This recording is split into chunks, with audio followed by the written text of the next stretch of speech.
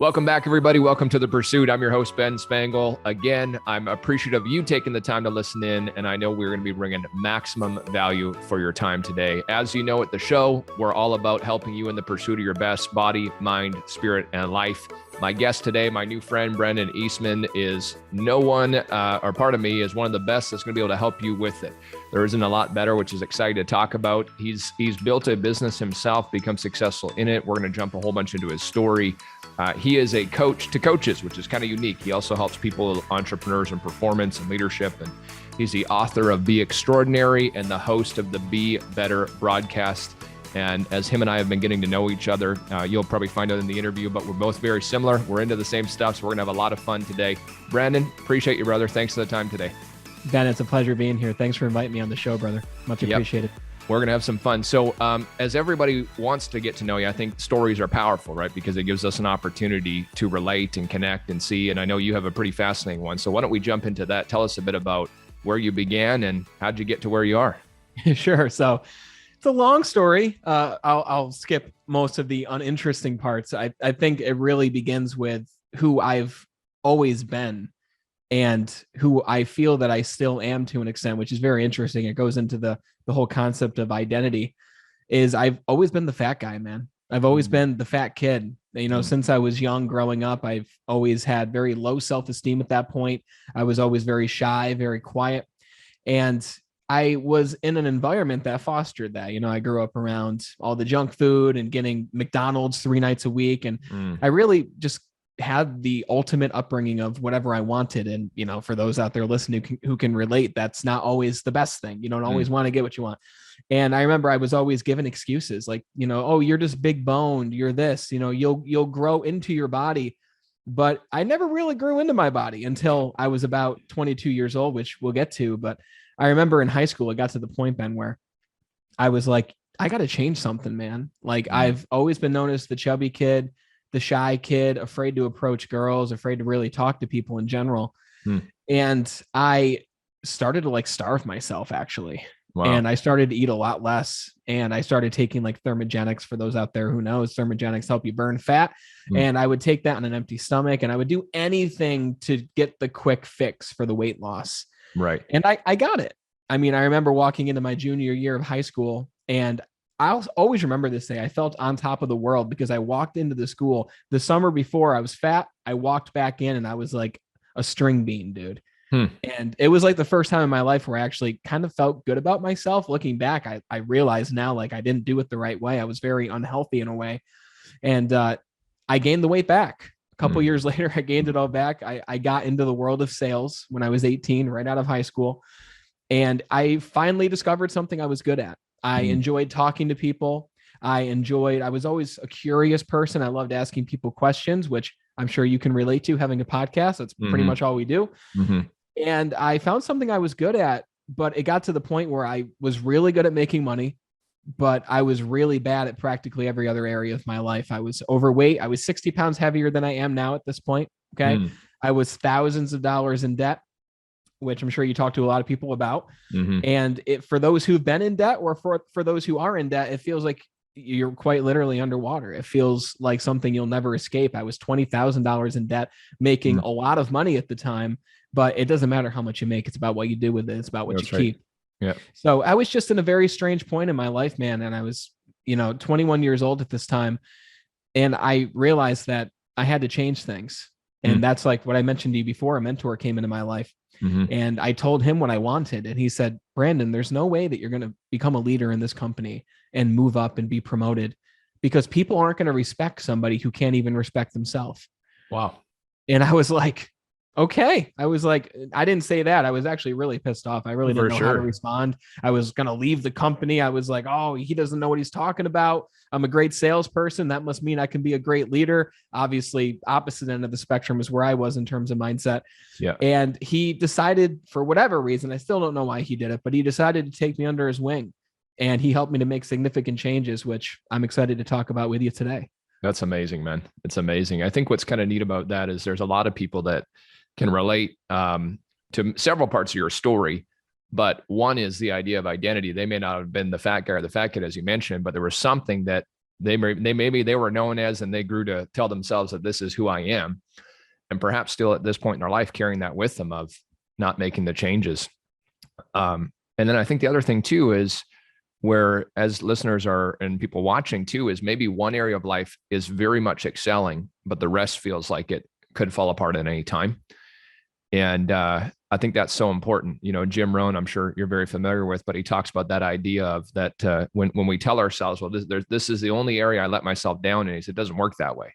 Yeah. Right. So truly amazing. Truly amazing. It weighs all the other areas down, man. And I like what you just said there about, you know, we might even still carry this specific identity, because in my mind, it's going to sound crazy, but in my mind, I still am that fat kid. Sure. Even though I feel great, I've got great energy. Yeah. When I'm at a restaurant, man, I look at the menu and I always want to get the giant fat burger with the French fries. And, you know, dude, sometimes I do, you know, once every couple of weeks, I'll do that. But I have to consciously remind myself that's the path that will lead me to where I don't want to be. And I know that because I've been there.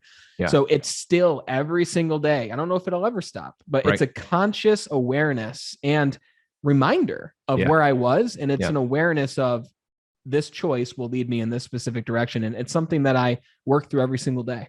Yeah. I love that you shared that, because I think that's so important as we're all progressing through our lives to really take a look at the conscious choices we're making and the unconscious ones. But in those moments of decision, where perhaps we would go into an unconscious pattern, whether it was to overeat, whether it's to drink, whether it's to, you know, who knows, sit there and scroll away on social media. I mean, it doesn't really matter.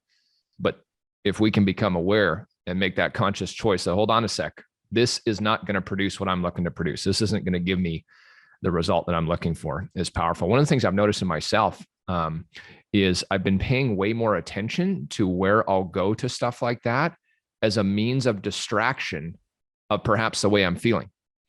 You know what I'm saying? 100%. Like what is it for you? Like, what will you go to? Well, I mean, there's lots of stuff, but I even noticed the other day where it was the middle of the day. I was just kind of feeling down in the afternoon, just feeling down. And so my go-to was, I just need to go get something to eat. But to become aware of I wasn't hungry at all. The reason why I was going to go get something to eat was have some kind of state change from that and, you know, kind of run away from the feeling. So one of the things I've been working lots on, meditation, of course, helps with this, but we're working lots on is, instead of go away from the feelings are normal. You know, we're all going to have down feelings at times, but instead to really step into it and feel it. So that's one thing. Beer would be another one too. I've noticed that for sure. Yeah. Just have a beer. And same thing. Yeah. Anything to change your state, like what you said. Right.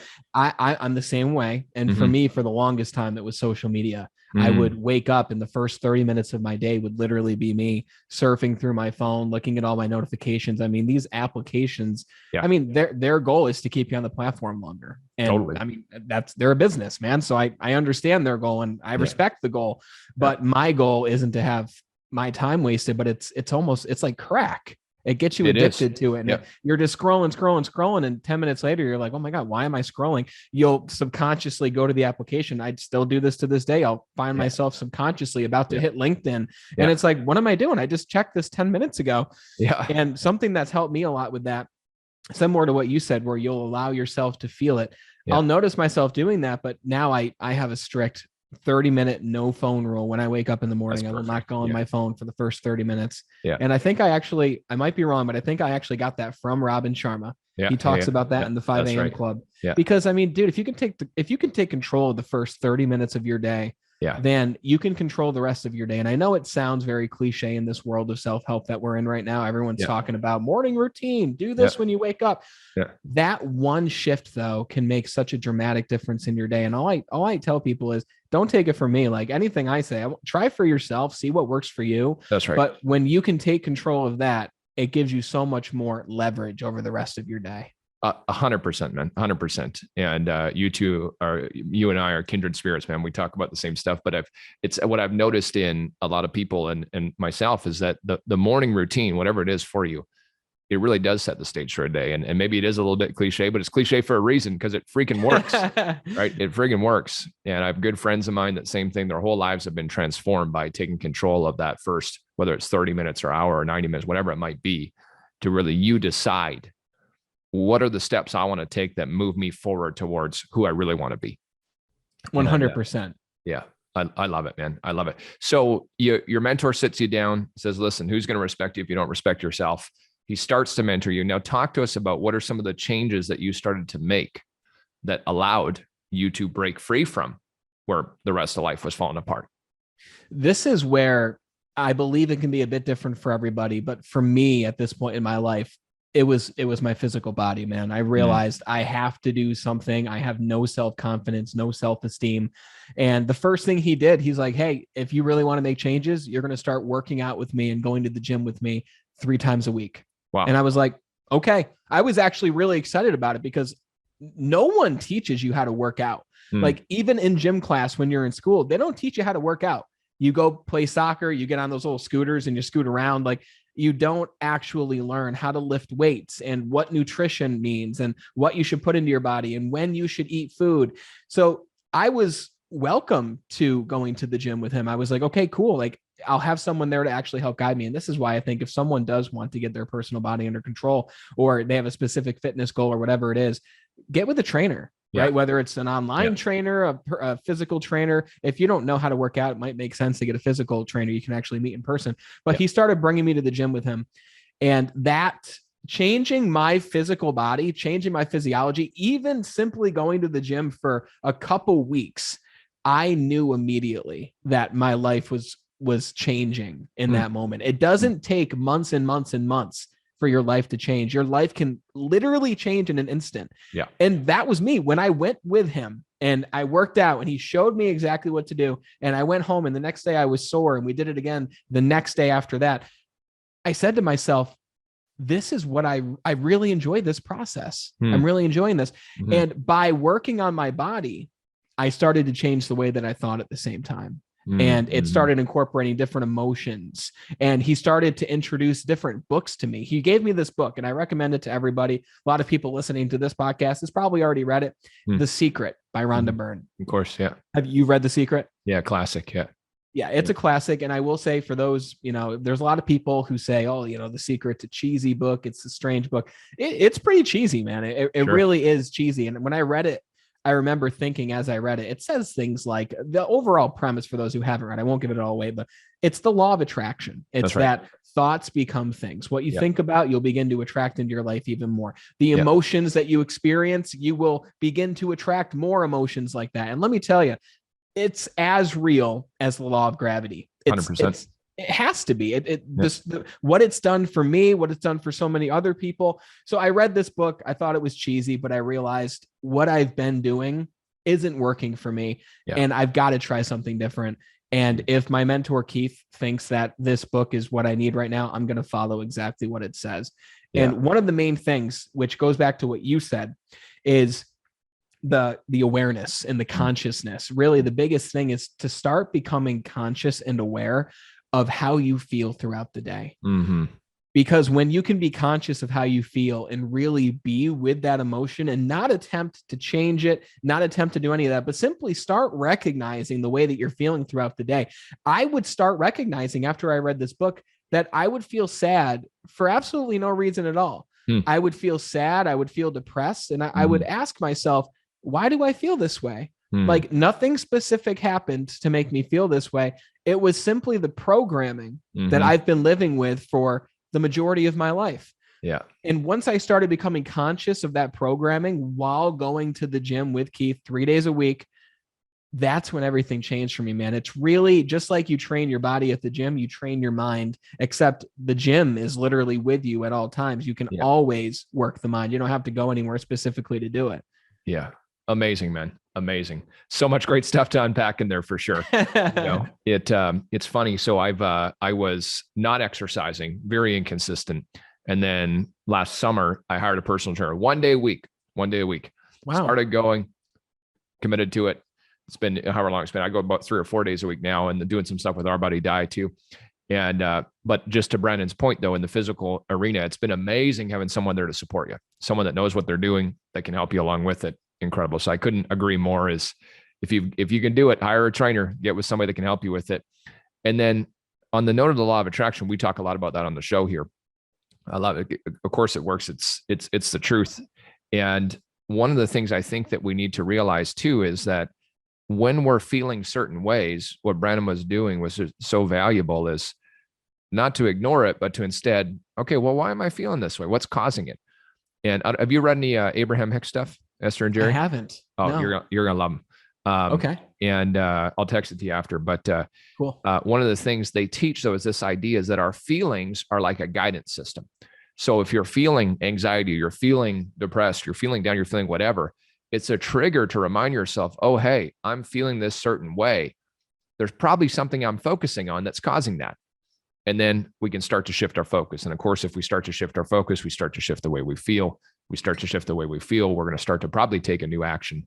And of course, it changes our attraction too. So I love it, man. Well said, dude. Absolutely. I mean, once I started to, and again, I think it's really important for those listening who you might be depressed, you might be anxious. Like, I understand we're all at different stages. You might have felt the way that we feel. And then later in your life, you started to experience these emotions again.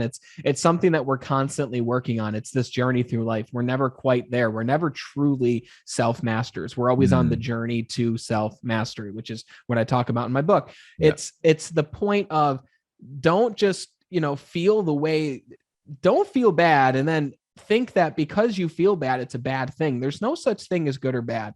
Right. Everything simply just is. Yeah. And if I didn't have that experience when I was 21 years old, I wouldn't be here talking with you right now. If everything was all, peaches and cream, then I wouldn't be here. I would simply be coasting and probably doing the same thing I was doing back then. We experience these hardships and these emotions at the right time that we're meant to experience them. I truly believe that everything rolls out the way that it was meant to roll out. We're simply along for the ride. We can take hold and we can guide our direction. Although most of what happens around us is simply happening. Yeah. And it's all about how we react to what is happening around us. That really determines what the result that we get is. It's all about our reaction to things. Yeah. Yeah. And what would you say in terms of, because you're right. And right now, I mean, I don't know if it's any other time in history, but there's a lot of turmoil right now going on. There's a lot of crazy stuff going on in the world. So what would you say to people to start to perhaps react or respond in a different way or in a more empowering way than maybe we have been up to this point? I think it's really simple, and some people might disagree. I think it comes down to focusing on you, focusing on yourself. It goes back to that conversation I had with my mentor. Hey, I want to move up in the company to help other people. He's like, before you can help other people, you need to help yourself. There's a lot of people out there who are supporting a certain side, which is awesome. Like, support people, help people. That's great. But then you take a look at them and it's like, you need to focus on you before you can focus on others. The greatest change that you can make is by developing and improving in yourself. If you can do that, you're automatically a coach for other people. You're automatically a role model for other people. The greatest role models never set out to be a role model. Focus on you. Focus on the one area of your life that is bringing down all the other areas, whether it's your emotions or your physical body or your finances, your relationships, your spirituality. If you're broke and you're in debt, it's going to be very, very hard to stay conscious of your emotions because you're constantly thinking about being broke. Right. If you are 60 pounds heavier, right? Or if you're 60 pounds overweight, I should say, you're obese. Really, if you're simply just not happy with the way that you look when you look in the mirror, no matter what you weigh or whatever a doctor tells you, then it's going to be very difficult to focus on finances. So take that one area of life and ask yourself, well, this is what I'd recommend. Rate yourself on a scale of 1 to 10 in your emotions, your physical body, finances, relationships, spirituality.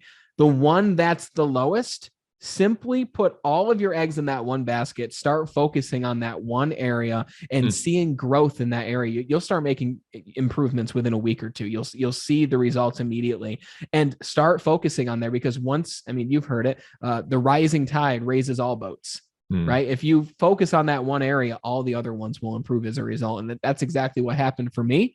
And that's exactly what people can do right now is focus on you and continue to get better yourself.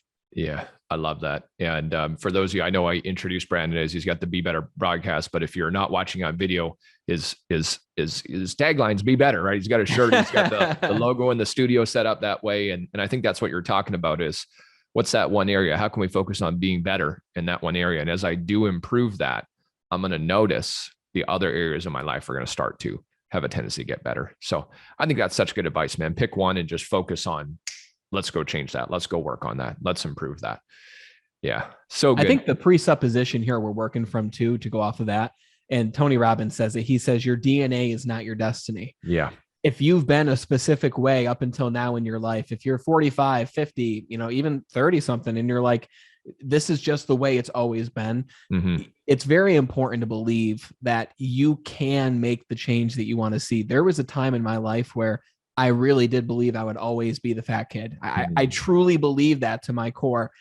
And I broke that belief once I started realizing that I could make progress in this area. And that started in high school when I did it the first time, not the right way, but that really did spark the belief, wow, I can change my body. For those who are struggling with finances, you can change your finances. It might take some time. It might take a lot of time, but that's all we've got is time. Time's going to pass anyways. So why not decide how we're going to spend that time while we're here to be able to spend it?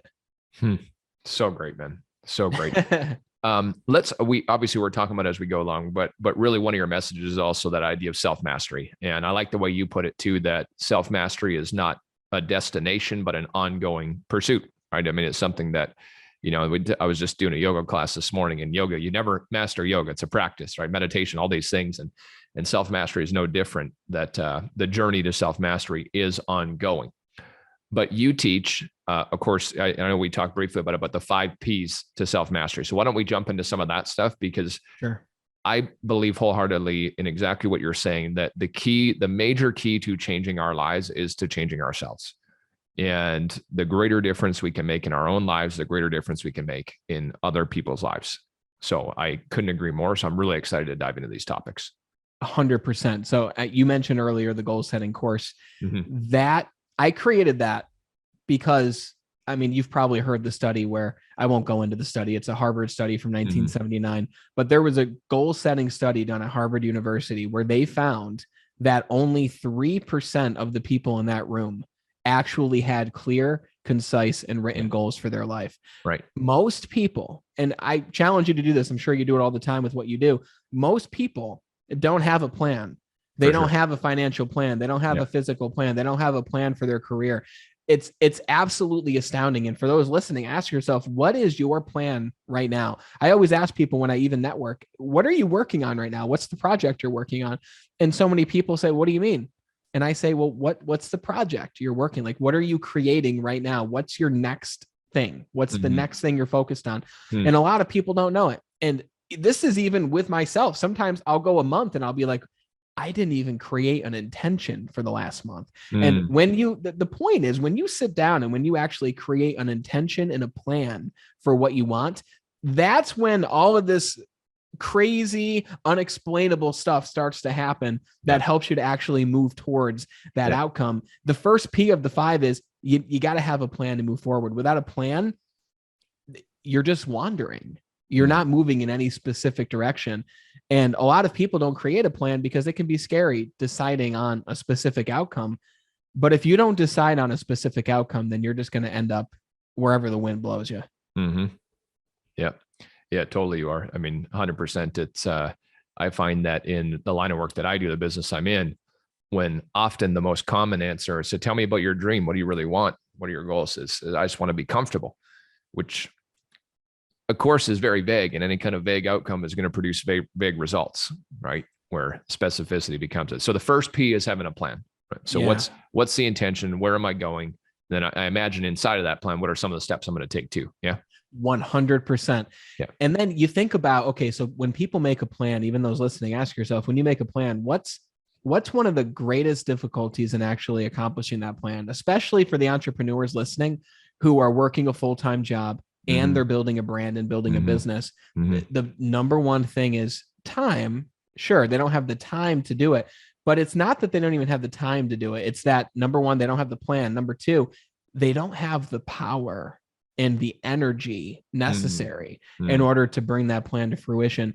Power is everything. When I say power, I'm talking about your physical body, sure, but I'm also talking about exactly what we've been talking about this whole conversation, which is your thoughts and your awareness. There's 2 things that determine the way that you feel in any waking moment. It's your body and it's your mind.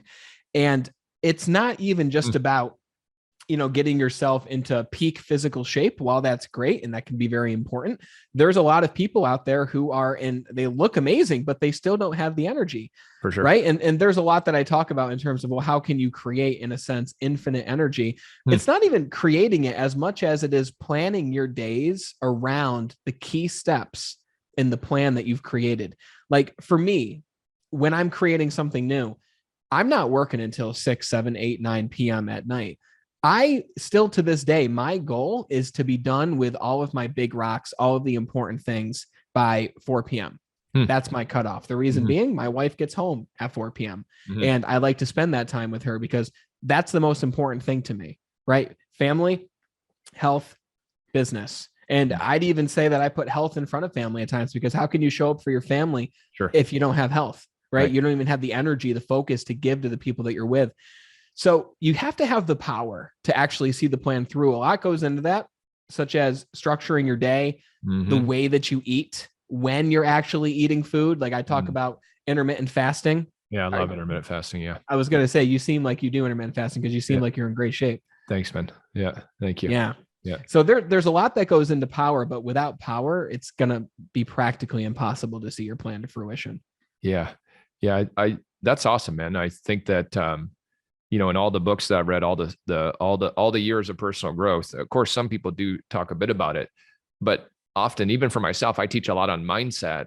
However, what I'm noticing as I'm listening to you talk is I'm probably missing that component of teaching a lot of the power stuff, which are things that I do. And it is so important, right? If you don't have the physical energy and the mental energy to go and execute on the things that are important to you, I mean, we can have the best plan in the world, but without that, how do we do it?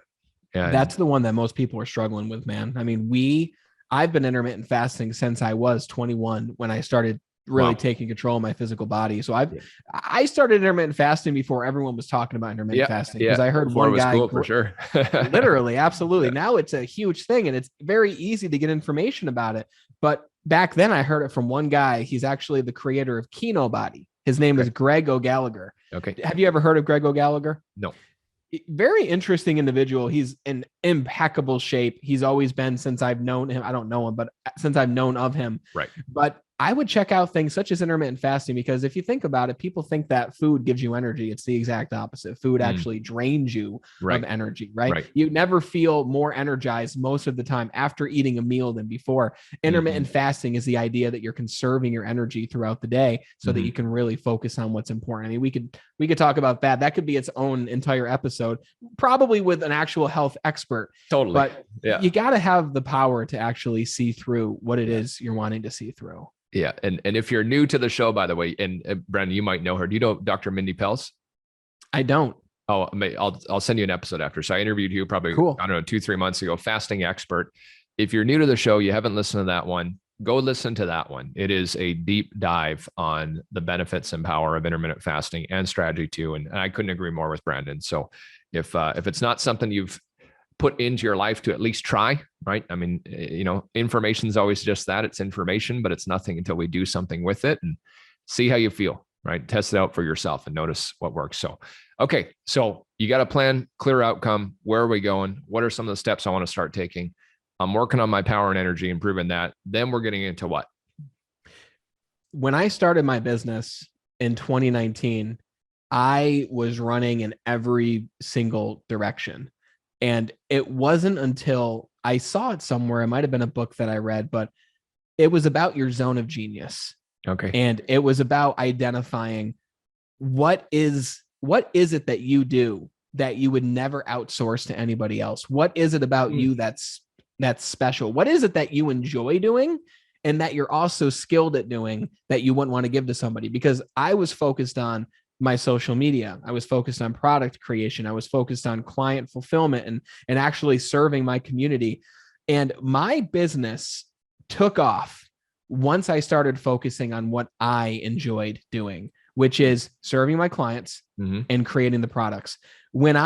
Most of my content, like for those who look at my pages and even when you looked at my pages, you probably saw most of it is video content because I love podcasting. I love creating videos. I enjoy that. It's just something I've always enjoyed. It's different for everybody.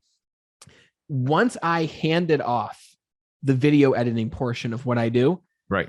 my business grew like 600 times that year. It was also the year that I started working with Di. So it's hard to say really which did what, but Di said the same things. He's like, you're doing too many things. The third P is honing in on your purpose, honing in on what it is about you that makes you special. Really, the change that you want to see created in the world. For me, my mission, my purpose is I want to help as many people as possible create a 1% positive difference in their life. Imagine if you improve by 1% every single day. Yes, a lot of people, it's exponential. A lot of people think it's like 365% over a year. I had a math friend who's very analytical, who's like, Brandon, he said to me after a training, he's like, Brandon, that's not actually correct. And I was like, what do you mean? 1% over 365 days? He's like, no, Brandon, you've got to take 1% and put it to the power of 365. And I was like, I don't even know how to do that. And he's like, well, I'll make it easy. He's like, that's 37% growth over the course of a year by improving 1% each day. So imagine what you could do in 3 years and 5 years and 10 years. Imagine if you could do those things even sooner because you decided to focus on what you enjoy doing in your business. There's a lot of new solopreneurs, entrepreneurs out there who are doing everything and they're burned out and they're not enjoying their business anymore because they're not giving away the reins to other people. Once I hired my first employee, his name is Errol. He's from the Philippines. I pay him $500 a month to do all of my video editing and work 40 hours a week just with me. And so many entrepreneurs out there can be doing the same exact thing with an admin assistant, a social media manager, a video editor, whatever it is. It's allowed me to really focus and spend the time on what actually moves the needle in my business and focus on my unique purpose. Amazing, man. Amazing. You know, it's interesting in being in the recruiting and training business that I do is that's one of the things we talk about all the time is staff, right? Have people that, because in our business, admin is such an important part. You need it, right? Obviously. And yet if you're the driver, you're the entrepreneur, that's not where the best time is spent. And a lot of people still, they spend their time, you know, working on tasks that, I mean, sometimes it might even be something you kind of enjoy the admin, but it's not necessarily the highest return in the business that I'm in anyways, right? 100%. And it's important too, before you can even start outsourcing these things, you have to ask yourself the questions that you just said. What is your zone of genius? Right. What are your unique abilities? And what do you do better? Because everyone listening, you do better. You're better at something than every other person listening to this podcast. You have a superpower. And I didn't believe this at first. I discovered that my superpower was I love to teach. And that's something that I never want to outsource. If anything, I'll train other people and I'll still be a part of that. Right. But when I started training sales teams and educating and helping people, like since I was a young age, I always remember I'd come home from school, I'd run up the stairs and I would regurgitate to my dad every single thing that I learned that day, just reteaching him everything interesting that I learned. And he was kind. He was like, oh yeah, that's nice, son. That's very interesting. You know, like anyone who wasn't really interested would say. Right. But that's when I started to realize educating is my purpose. That's what I really enjoy doing. So how can I not do every other thing that I'm doing so that I can simply focus on educating and helping people? That's the third P. Yeah. Amazing. Zone of genius. I've never heard it put that way. And it's so great. You've got me thinking about that for myself of where can I tighten up on that and spend my time doing what I love and what I'm great at. Thank you for that. What's the fourth P? Exactly how we met. Surrounding yourself with the right people. This one, I didn't fully understand the fourth P until last year when I met somebody named Christine Smith. For those who don't know Christine Smith, go follow her on LinkedIn. She's absolutely incredible. She's the CEO of Ripple Effects. And she essentially says, when you meet somebody, you cannot even fathom the ripple effect that creates in the world. We're so often thinking about how we can see this plan that we created to come to fruition. We're thinking about how we can summon this power in our life, how we can find our purpose. There's a book out there called Who, Not How. And it's by Dan Sullivan, which many people know, and Dr. Ben, I don't know his last name, but incredible book. It's pretty much saying that you don't need to know how to do something. All you need to know is who to talk to who can help you to achieve that goal. The only reason we're doing this right now and having this conversation that might even make a profound impact on one person listening is because I met Di through somebody else that I met, who then introduced me to you. And he said, hey, you got to meet Ben. You two are very similar. You both have shows. You're both impacting a lot of people. And here we are having a conversation on your show because I made it a point to find and connect and meet with new people. You don't need to have, when you meet people, a lot of people think that when you network, like networking is like a scary word. It used to be for me, at least, because I never knew what to talk to people about. I'm like, okay, well, what if I can't directly help them? What if I don't know someone to introduce them to? You have no idea the ripple effect that it will create when you meet somebody, even if you can't help them now, even if they have no relation to your business, to your industry. The more people you know, the better. Obviously, it's good to strategically meet the right people. But if you know and have a strong network of people, there's nothing that you can't achieve. That's the fourth P. But there's a second side to this coin, though. It's also the people that you surround yourself with on a daily basis. Totally. And this isn't new information, right? I mean, everyone listening has probably heard the Jim Rohn quote, you are the 3 to 5 people that you spend the most time with. I learned that firsthand. I remember when I started making these giant changes in my life when I was 21, I had a best friend who I had known since childhood. And he's still a friend. It's not like I excommunicated him from my life. He's still a friend, a buddy. I haven't seen him in a long time, but we still text every now and then. This person was on the opposite wavelength of what I wanted to create. I wanted to build a business. He wanted to stay home and play video games. I wanted to get my body in shape. He wanted to do drugs all day, right? We were just very different people. Great person. Love him as a human being. But I found that when I spent more time with him, I made slower progress towards what it is I want. So rather than, because again, we could talk about this all day. I challenge those listening, ask yourself, who are the 3 people that you are spending the most time around right now in your life? And are these people charging your battery or are they draining your battery? How do you feel after you leave their presence? If the answer is I'm feeling drained, I'm not feeling better off than when I started that conversation, it's time to surround yourself with different like-minded people. It's so good, man. So good. And I obviously, as you know, I mean, on the journey to building a great life, you go through that at different stages too, don't you? I mean, you've got the friend that you talked about, and then probably as you progressed, you're chasing a new level. And then it requires even a new association group, a new people I'm going to surround myself with. And I found for myself, this was one of the harder things for me to build the life that I wanted. It was one of the harder things to get the success because we do love these people so much, a lot of these people in our lives, and we care about. I found it was challenging in the beginning to think of that because in my mind at the time, I felt like, oh man, it's kind of like I'm almost leaving them behind or whatever. And perhaps maybe you're listening thinking something like that. Like, hey, this is my best buddy. This is one of my great friends. She's amazing. He's incredible. But they're not elevating you. They're not, like Brandon said, you're feeling worse being around them than you are feeling better. You're feeling, down rather than charged up. Learning to practice limited association becomes the key in that, right? Jim Rohn again. That's right. Classic, right?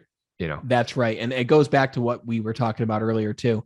Focus on you. The best way you can help those people who are quote unquote behind you a bit, like one step behind, 2 steps behind, is by focusing on you, growing, improving. I remember this was actually quite a moment, and this happened really recently, a couple months ago. It was the first time that I physically saw this friend again for 2 years. Actually, I had a new car. He's like, you got a new car? And I'm like, yeah, I've had that for 2 years. And he's like, oh, well, I haven't seen it. We got together and we met again. We went to an open mic night, which was a lot of fun. I love playing guitar. I love to sing. Cool. And he looked at me and he's like, I just want to tell you that when you told me that you wanted to spend less time with me, I was kind of harsh in my original text to him because I didn't really know how to go about this. Like what you said, it was a challenge, right? So I feel bad thinking about it, but it was a text message. And I said, hey man, we spend a lot of time together. We want very different things. I'm going in this direction. You're going in this direction. It's like I was breaking up with him, right? I pretty much did. He said, Brandon, when you sent me that text, it really hurt me for a long time. He's like, I was actually very depressed about it for a long time. And I was like, oh my God, where's this going? Right. And he said, but it was one of the best things that could have ever happened to me. Wow. Because when you sent me that text, and after I went through that hump, it made me realize that I need to make some changes in my own life. So again, me focusing on me helped him indirectly. So get around the right people and focus on improving yourself. 100%, man. I love that. And I think the other thing too, that one of the questions, if you're struggling with it, that you have to ask yourself is, at the end of the day, right? The reason why you're even considering it, there's a dream in your heart. There's something you're looking for. There's something greater you can see. And when our time comes to leave this lifetime, anyways, this planet here, and you're in those last moments, I don't think we're going to be asking, who did I spend the most time with? But instead, was I true to myself? Wow. Did I become who I really wanted to be? And these are deep questions that cause us to take some new actions, that cause us to really consider things that we may need to change that might be tough to change. You know, perhaps people that we're going to stop spending as much time with, perhaps things that we love, maybe enjoy doing, maybe not love to do, but enjoy, but they're not helping us in the pursuit of our best selves. So it's challenging, but I think when we get to the end of our lifetime, obviously I'm not there. I hope it's a long way away. But I think when we get there, I think those are some of the tough questions that we got to answer. And yeah. Do you follow Ed Milet? Yeah, we're in the same business, same company. Yeah, I've known Ed for 15 God. years now. Yeah. Oh, wow. I had no idea. That's so cool. Yeah. So he is one of my favorite human beings to listen to watch, just an absolute inspiration. And you know, the quote from him where he believes that when you die, you come to face the you that you could have been if you had maxed out and if you had given it your all. And he's like, the scariest thing for me is meeting that person and seeing them be a completely evolved version of who I am and what I actually became. And I think about that all the time. And it's the one thing from Ed that I constantly think about. And it gets my ass up and it gets me moving, man. It really does. For sure. Yeah. It's an amazing thing to think about. It really is. That's awesome. I'm not surprised you love Ed. We got to have Ed on your show, brother. I can't wait. That's a dream for sure to get him on, for sure. Yeah. So what's the last P? Let's jump into that. It's very similar to everything we've been talking about, and we kind of already mentioned it. We think of this plan that we create, and this is why creating a big goal, a big plan. And again, it's cliche. You think of Grant Cardone, 10X, whatever you want, 10X that number, 10X that goal. He doesn't just say that for no reason. I mean, the man went from Grant Cardone, he went from being broke at 40 to now being a multi-billionaire in real estate, and he's 60, and he completely reinvented his entire life. And that idea of 10Xing your goal, of thinking big, you heard of Les Brown, right? I mean, everyone knows Les Brown. He says, don't be afraid to shoot for the stars, because even if you miss, you'll land by the moon. Technically, that's the correct phrase, since the moon is closer than the stars. Yeah. But right. I think he reverses the quote. So, don't scrutinize me in the comments, guys. But the point is, set a big goal, because we think about a giant goal similar to how we think about hiking a mountain. For those who hike, I live near the Adirondack Mountains in upstate New York, so I hike a lot. And when sometimes you'll actually park at the trailhead, you'll be in the parking lot and you look up and you see the summit, you can kind of see where you're going to be. And it seems like an insurmountable goal, but you're not just going to jump from the trailhead to the summit. You take step by step by step, 1% every minute along the way, along the path to get to the summit. Sometimes it takes you 2 hours. Sometimes it takes you 12 hours to get to the summit. 15 miles later, you'll have rock falls you got to climb. You'll have mud pits you have to traverse around. You might go the wrong way and you got to turn around and find the right way. The point is making 1% progress every single day towards the goal. That might mean doing one thing each day in order to help you make further progress. And after a year, to your community, to the friends that you surround yourself with, you're going to appear as a superhero. Because most people, 97% of people, are simply coasting along. Yeah. And you're not that type of person. If you're listening, you are the 3% who has a goal, who wants to fuel their success. One thing each day. A lot of people create a goal, Ben, and they think that they have to start like doing 10 things a day towards it, and they burn out and they lose the lust that they had at the beginning, when really all you need to do is one thing. The fifth P is making progress towards the goal. That's beautiful. Which is the most important. That's beautiful. Yeah. And I feel like too, is that I think that's one of those reminders, is sometimes to just remember that all right, maybe today wasn't as strong as I wanted to, but I'm going to take something, do something Yeah. towards it. And I love that you teach that and share that idea of progress. And I think I'm sure you do this in your life too, but the idea of sometimes when we're feeling down on ourselves, I think it's important to look back on the progress we have made and Yeah. to look at, where was I a year ago, 3 years ago, 5 years, whatever it might be. And there's certainly guaranteed if you're looking for it, you'll find it. There's areas you've gotten better. There's things that you're better at today. There's things you're doing in your life today that the 5 year before this version of you could have never even handled. Yes. And I got to remind myself that I think as an achiever, it's tough sometimes because we want outcomes. I see where I'm going and I'm not quite there yet. So it's easy for us to often at times feel like it's just a way, but we forget often. I forget anyways I think about where I was a decade ago, where I was 5 years ago compared to now. And It's a completely different person probably, right? Oh, 100% different worlds, right? Different worlds. You're reading the Everyday Hero Manifesto. And the reason I bring that up is there is a chapter about Ben Franklin's 13 principles. And right. I think they're called something else, but have you gotten to that part yet? Not yet. No. It's absolutely incredible. The 13 principles. Robin Sharma talks about it. But that book led me down a rabbit hole to the point where I bought the autobiography of Benjamin Franklin. Okay. And it's like 43 pages, very, very small text, and it's all Old English, but it's still very easy to read. You just got to read it a little bit slower. And Ben Franklin, every single day, he spoke to exactly what you just said. Sometimes we forget how much we've done. Well, we have to remind ourselves. And Ben Franklin actually reminded himself every single day of two things. What is my intention for the day? What is the big thing that I want to accomplish today? And if it's a day where you're feeling like, I'm just feeling burned out. Well, okay, what's the small thing that you can accomplish today?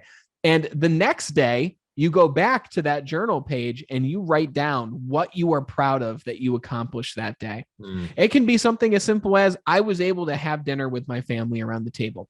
Yeah. It can be something as simple as I went to the gym and I was only there for 20 minutes, but I haven't been for a year and it was a giant step in the right direction. Right. What you track grows. Yeah. What you focus on improves. Yeah. So if you're tracking what you're doing every single day, then it's impossible. You'd have to try not to make progress. Right. So rather than think, okay, well, what do I need to do in 90 days? Well, what do you need to do today?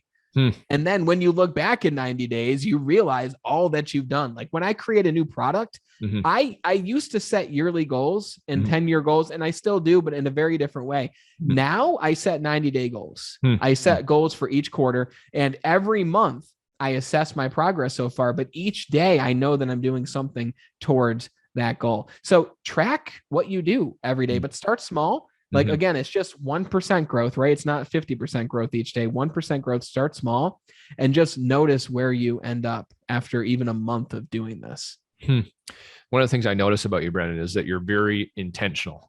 It's not an accident that you are where you are and how much your life has changed, but even the idea of beginning every day with what is that main intention today? I know you brought up the analogy of big rocks earlier, but what's that thing I want to get done? And then paying attention to the progress. And I think that being as intentional as you are, we both know this as we've talked about before recording too, but how a lot of this stuff really is about our mindset. It's really about what are the thoughts that we're creating. And often what we're doing in the thoughts that we're creating, it's actually what are the questions that we're asking ourselves. So as you're beginning your day, what's my intention? It's a great question to think about. What am I proud of is a great question to think about, because it causes us to look for an answer, right?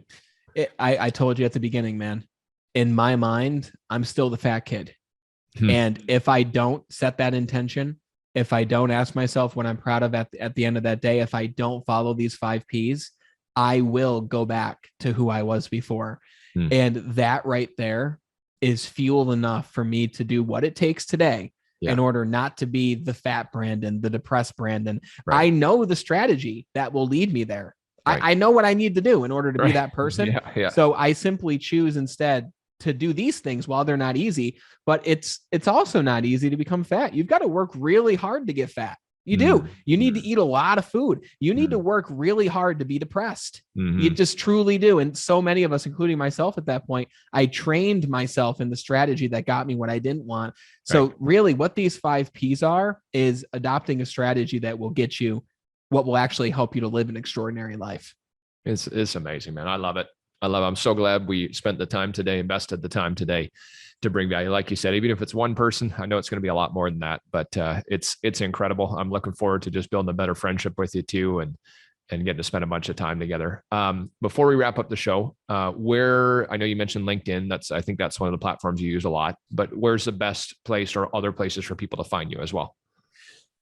A couple of places. If you want to have a conversation, which I would love to meet you and network, goes to the 4th P of people, right? I would love to have that conversation on LinkedIn. Go there, shoot me a message. If you're not on LinkedIn right now and you're an entrepreneur, highly recommend you jump on there because it's such an untapped territory of potential. And again, we could talk about that at a different time, but LinkedIn. The second one, if you want to just dive more into these specific trainings, even certain trainings on building a coaching business, then my YouTube channel is where you can go. We just can't really start a conversation there because it's YouTube, but connect with me in both places. And that's I'd love to have Brandon Eastman. That's both. Okay. Just Brandon Eastman on both platforms. Okay. Yep. And then your podcast is the Be Better broadcast, correct? Yeah. And you're going to be on it in a little bit. Yeah. I'm excited about it, man. Me too. We're going to have a blast with that for sure. You're a great host, brother. I appreciate how you added to the conversation. You know, a lot of podcasts people listen to, it's just question, but this was really a conversation and it was very real. And I definitely believe people will get something out of this. 100%. Thanks, man. It's much appreciated. So in closing, we've covered the 5 Ps. We've covered a bit of your journey amongst many other things. What do you want if people never got to hear from Brandon Eastman again? What would you want to leave them with? What's the one thing you'd want them walking away from this? Learn how to lead yourself. Determine that one area of life right now that is holding the other ones back and just get going on making that 1% progress in that one area and just notice how your life begins to change before your eyes. Beautiful. I love it. Brandon, thank you so much. Everybody listening. Hey, I know you're going to love this. Go check out Brandon, connect with him on LinkedIn, share the episode. Make sure to tag Brandon and myself as you do. If you're new to the show, would love to have you subscribe. And everybody listening, whether you're new, whether you've been listening since day one, do us a favor, share this with somebody, one person, 2 people. Let's get this information out there. Brandon, thank you so much. Appreciate you, brother. We'll see you soon. Thank you, Ben.